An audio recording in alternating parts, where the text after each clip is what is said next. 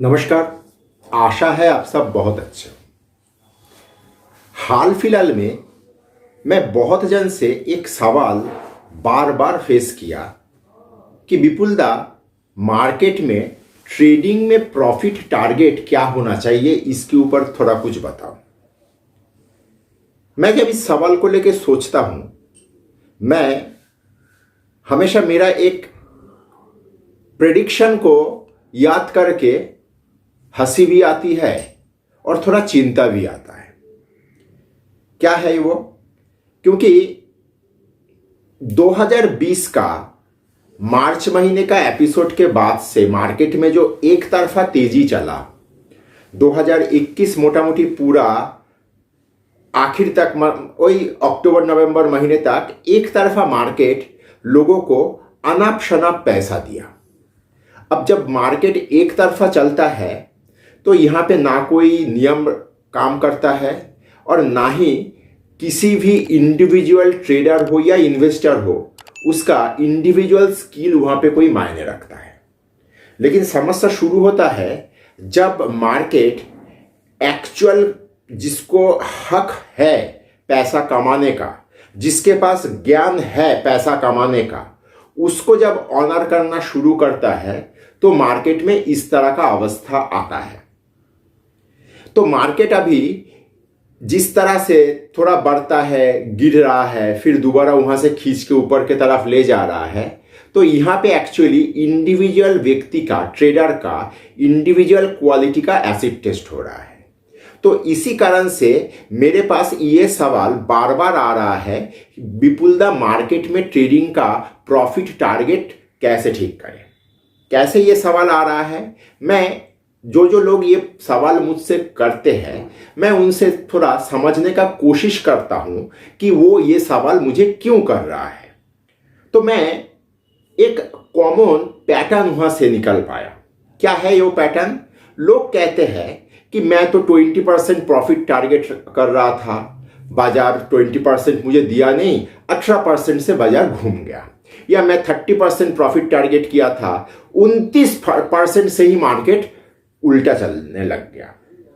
तो आज उन सभी के इस एपिसोड के माध्यम से मैं एक जनरल आंसर देने का कोशिश कर रहा हूं। देखिए, जो लोग मार्केट में ये सोचते हैं कि मैं एक सौदा लूंगा, इसमें मैं 20% प्रॉफिट करूंगा या 30% प्रॉफिट करूंगा, मार्केट 20% या 30% बढ़ेगा, आप प्रॉफिट बुक करोगे, इतना आसान शायद दुनिया में कोई भी कारोबार होता नहीं है। सबसे पहला चीज है, आप एक्सपेक्ट कर सकते हो लेकिन कंडीशन नहीं लगा सकते। आप चाहते हो कि आपने सौदा किए हो, 100 रुपया में कोई शेयर लिए हो और वो 120 रुपया हो जाए और आप वहां पे बेच दोगे, आपको 20 रुपया का मुनाफा होगा। मतलब आप लोग ये चाहते हो कि मार्केट का प्राइस आपको फॉलो करे। आप या मैं इस मार्केट में एक बहुत ही तुच्छ सा व्यक्ति हूं। यह आवश्यकता नहीं है कि मार्केट आपको या हम लोगों को फॉलो करे। हम लोगों का काम है मार्केट को फॉलो करके चलना। जब हम लोगों का मार्केट का बचपन था, मतलब आज से 20, 22, 25 साल पहले जब हम लोग मार्केट में आए थे, तो हम लोगों के साथ भी ये मुश्किलें आए थे। तो हम लोग इस मुश्किल में जब पड़े थे तो हम लोग भी अपना गुरु के पास गए थे कि इस मुश्किल का समाधान क्या है। तो मैं जब मेरा गुरु को ये क्वेश्चन किए थे, आज से करीब 22-25 साल पहले, मेरा गुरु मुझे बहुत सुंदर सा एक उत्तर दिया था कि विपुल, हमेशा याद रखना, trend is your best friend. अगर तुम ट्रेंड को सही तरीके से पकड़ पाओ तो उसको लेके तुम आगे बढ़ सकते हो। लेकिन ये ससुरा ट्रेंड हाथ में आएगा कैसे? तो मैं उनको यही क्वेश्चन जब किया कि आप तो बोल रहे हो कि trend is your best friend, लेकिन ट्रेंड को लेके मैं कैसे मार्केट में रिएक्ट करूं? तो उन्होंने मुझे एक सुंदर सा चीज बोले थे। उन्होंने मुझे बोला कि विपुल, तुम जूट हाउस में चले जाओ। जो लोग कलकत्ता का हो उन लोगों को पता है कि कलकत्ता में डालहौसी स्क्वायर में जूट हाउस बोल के एक ऑर्गेनाइजेशन है, जैसे टी बोर्ड है उस तरह से, और वहां पे जूट का सेल परचेज होता है, सौदा होता है। उन्होंने बोला कि जूट हाउस में किसी भी कटनी के पैर पकड़ लो, वो तुमको ट्रेंड का असली कहानी समझा देगा। तो मैं एक मेरा मित्र के माध्यम से जूट हाउस में पहुंचा। तो वहां पे होता क्या है, वहां पे जूट का खरीद फरोख्त होता है, और जो लोग जूट मार्केट में काम करते हैं वो लोग पुश्तैनी तरीके से जूट मार्केट में रहते हैं। मतलब दादाजी जूट हाउस में सेल परचेस किए थे, उसका बेटा अभी पोता, ये सब इस तरीके से चलता है। और वो लोग मार्केट का ट्रेंड पकड़ने का एक अद्भुत सा इनहेरिट तरीका फॉलो करते हैं, जो हम लोगों का व्यावहारिक जीवन में टेक्निकल एनालिसिस या सिविलाइज सोसाइटी, मार्केट का सिविलाइज सोसाइटी में जिसको कहा जाता है पिरामिड सौदा, मतलब सौदा का पिरामिड खड़ा करना। किस तरीके से इसको लेके बात आगे बढ़ाऊं, उससे पहले एक और चीज को हल्का सा टच करके जाना चाहूंगा। हमेशा हम लोगों को एक चीज याद रखना होगा, मार्केट कभी एक धारा में बढ़ता नहीं है। मार्केट थोड़ा बढ़ता है, गिरता है, फिर बढ़ता है, फिर गिरता है, इस तरीके से मार्केट चलता है। क्यों चलता है? क्योंकि मार्केट का बेसिक जो टेंडेंसी है, मार्केट कभी कमजोर को साथ रखना पसंद नहीं करता है। मान लीजिए 100 रुपया से एक शेयर चलना शुरू हुआ है, वो 120 रुपया गया, 20 रुपया से वो नीचे आएगा 108 रुपया तक। क्यों 108 रुपया तक आएगा, जिसको हम लोग करेक्शन कहते हैं, वो इसलिए होगा क्योंकि मार्केट चाहता है कि उसका ये जो 100 रुपये से वो अपना सफर शुरू किया है, इस सफर में कोई कमजोर व्यक्ति उसके साथ ना रहे। तो 100 रुपये में अगर कोई दिग्गज व्यक्ति उसमें पोजीशन लिया है, उसके साथ स्वाभाविक तरीके से बहुत सारा कमजोर व्यक्ति भी जुड़ गया होगा। तो 120 रुपया होने के बाद वो 108 रुपया जब होने की तरफ, मतलब नीचे की तरफ आएगा, तो वो कमजोर व्यक्ति सबसे पहले उस शेयर को बेच के निकल जाएगा। मतलब डूबता हुआ जहाज समझ के, जैसे जहाज से चूहा पहले भागता है, उस तरीके से कमजोर ट्रेडर या इन्वेस्टर बाजार से निकल जाएगा। तो मार्केट हमेशा सीढ़ीदार तरीके से चलता है। तो अगर मैं पिरामिड सौदा को दोबारा बैक करूं, तो पिरामिड सौदा में काटनी सबसे नीचे एक सौदा लेता है। अगर उसका सौदा प्रॉफिट में चल रहा है तो उसके ऊपर थोड़ा सौदा रखता है। दोबारा शेयर वहां से ऊपर चल रहा है तो उसके ऊपर सौदा रखता है, उसके ऊपर सौदा रखता है। इस तरीके से वो एक पिरामिड के तरह अपना एक सौदा का आर्किटेक्चर डिजाइन करता है। इससे सुविधा क्या रहेगा, जैसे उसका लास्ट सौदा प्रॉफिट में या लॉस में आएगा, जैसे ही उसका लास्ट सौदा लॉस में आएगा, वो पूरा पिरामिड को लेके मार्केट में खलास कर देगा। तो ये जो पैटर्न है, ये उन लोगों के लिए हो सकता है जिन लोगों के पास बार बार पोजीशन लेने का, एक साथ बहुत सारा पोजीशन खड़ा करने का ताकत है। उन लोगों के लिए ये बहुत बड़ा फायदेमंद साबित हो सकता है। तो इस तरह का चीज में उसका परसेंटेज वाइज गेम काम में नहीं आएगा, क्योंकि मैं 20% या 30% का जो प्रॉफिट टारगेट पकड़ के मार्केट में कूद पड़ा हूं, तो वो यहां से इस तरीके से उससे वो छुटकारा पा सकता है। लेकिन जिसके पास पैसे का थोड़ा कमी है, उसके पास बार बार सौदा, पहले 500 लिया, फिर 200 लिया, फिर 100 लिया, इस तरीके से सौदा पिरामिड के तरह खड़ा करने का सुविधा जिसके पास नहीं है, वो बेचारा क्या करे।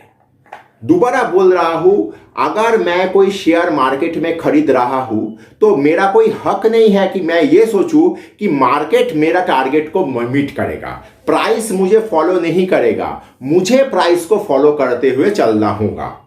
तो इस तरह का समस्या से निवारण पाने का एक दूसरा तरीका यह होगा कि जिसको हम लोग स्टॉप लॉस कहते हैं, उसी स्टॉप लॉस को मैं इस चीज से छुटकारा पाने के लिए यूज कर सकता हूं। हम लोग क्या कहते हैं, स्टॉप लॉस, मतलब लॉस को स्टॉप करने का एक इंस्ट्रूमेंट। मैं कोई एक शेयर 100 रुपया में लिया हूं, तो मैं 90 रुपया में स्टॉप लॉस लगा दिया। मार्केट में अभी भाव 90 रुपया हुआ नहीं, मैं मार्केट को बोल रहा हूं अगर 90 रुपया भाव हुआ तो मेरा सौदा हो जाए। मेरा 100 शेयर जो मैं लिया हूं 90 रुपया आने से 100 शेयर मार्केट में बिक जाना चाहिए। तो यहां पे मार्केट 100 रुपया से चल रहा है, तो मेरा अगर मान लीजिए चलते हुए मार्केट 110 रुपया पहुंच गया तो मेरा काम क्या होगा? मैं क्या स्टॉप लॉस को हटा दूंगा या स्टॉप लॉस मैं भूल जाऊंगा? एकदम नहीं। इसी टूल को मैं मेरा सौदे को प्रोटेक्ट करने के तौर पे यूज कर सकता हूं। कैसे? मैं जब सौदा 110 रुपया में पहुंच गया प्राइस, मैं 90 रुपया वाला स्टॉप लॉस को 100 रुपया में लेके आऊंगा। वहां से बढ़ के अगर मान लीजिए प्राइस 115 रुपया हो गया तो मेरा स्टॉप लॉस हो जाएगा 105 रुपया। यहां पे उसका टर्मोलॉजी में वो और स्टॉप लॉस नहीं रहेगा, वो हो जाएगा स्टॉप प्रॉफिट। इस तरीके से जैसे जैसे वो बढ़ता जाएगा प्राइस, मेरा स्टॉप लॉस भी धीरे धीरे स्टॉप प्रॉफिट में कन्वर्ट होते हुए ऊपर की तरफ जाएगा। इसको हम लोग क्या कहते हैं? इसको हम लोग कहते हैं ट्रेलिंग स्टॉप लॉस। तो बाजार कुछ भी हो जाए, मेरा अगर सौदा 120 तक नहीं पहुंचा, 118 तक पहुंचा है और उस वक्त अगर मेरा स्टॉप लॉस लगा हुआ है 114 रुपया में, तो क्या होगा? ऊपर से अगर घूम के नीचे आ रहा है तो 114 रुपया ये स्टेशन अवश्य ट्रेंड क्रॉस करेगा और वहां पे मेरा सौदा कट जाएगा। तो मेरा हुआ क्या? मेरा 100 रुपये में सौदा लिया हुआ था, वो सौदा भले ही 120 रुपया में ना निकले, लेकिन 114 रुपया मतलब फिर भी मेरे पास 14 रुपया का प्रॉफिट रहता है। और इसका एक दूसरा फायदा क्या होता है? मैं सोच रहा हूं कि मैं 20% प्रॉफिट लूंगा, या कोई सोच रहा है कि मैं 30% प्रॉफिट लूंगा। तो मैं 100 रुपया में सौदा लिया, 120 रुपया होने से मान लीजिए 120 रुपया हुआ, तो वो व्यक्ति क्या करेगा? वो सोचा था मैं 20% प्रॉफिट लूंगा, तो वो अपना सौदा काट देगा। लेकिन काटने के बाद क्या दिखाई दिया कि वो धीरे धीरे चलते चलते 200 रुपया तक पहुंच गया।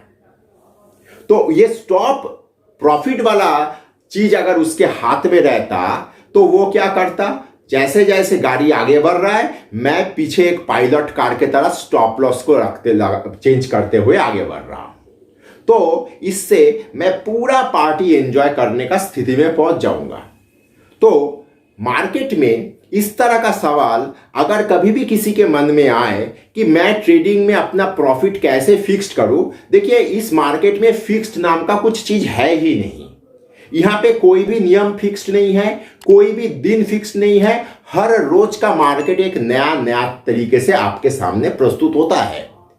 तो इस मार्केट में अगर आपको ठीक तरीके से ध्यानपूर्वक अगर सौदा करके निकलना है तो मेरे कहे हुए ये 2 तरीका आपका काम में आ सकता है, ऐसा मेरा मानना है। तो आगे से कभी भी इस तरह का ना सोचे कि मैं किस तरीके से मार्केट में ट्रेडिंग में अपना प्रॉफिट फिक्स्ड करूं। आप फिक्स्ड करने अगर चाहते हो तो अपना लॉस को फिक्स्ड करो स्टॉप लॉस के माध्यम से। प्रॉफिट को खुला छोड़ दो, वो अपने तरीके से जैसा जो होगा। 120 रुपया का आपका टारगेट था, आप सपने देख सकते हो। दिल वाले दुल्हनिया ले जाएंगे का वो मशहूर डायलॉग, बेटा आप सपने देखो, लेकिन वो सपने को हकीकत होने का शर्त मत लगाओ। तो आप चाह रहे हो कि 120 रुपया हो, मार्केट होगा या नहीं होगा या मार्केट को पता है। जैसे जो होगा मैं उस हिसाब से मार्केट के साथ बिहेव करूंगा। आशा है आज का ये इस एपिसोड के माध्यम से उन लोगों को थोड़ा बहुत मैं जवाब दे पाया जो लोग इस मार्केट में ट्रेडिंग में अपना प्रॉफिट का टारगेट फिक्स्ड करना चाहते हैं। प्रॉफिट का टारगेट फिक्स्ड मत करिए, जरूरत है तो अपना लॉस फिक्स्ड करिए, क्योंकि आपका लॉस मतलब आपका पूंजी का इरोशन। अगर आपका पूंजी खत्म हो जाएगा, मार्केट के जगह पे रहेगा, आप इस मार्केट में ही रहोगे। धन्यवाद।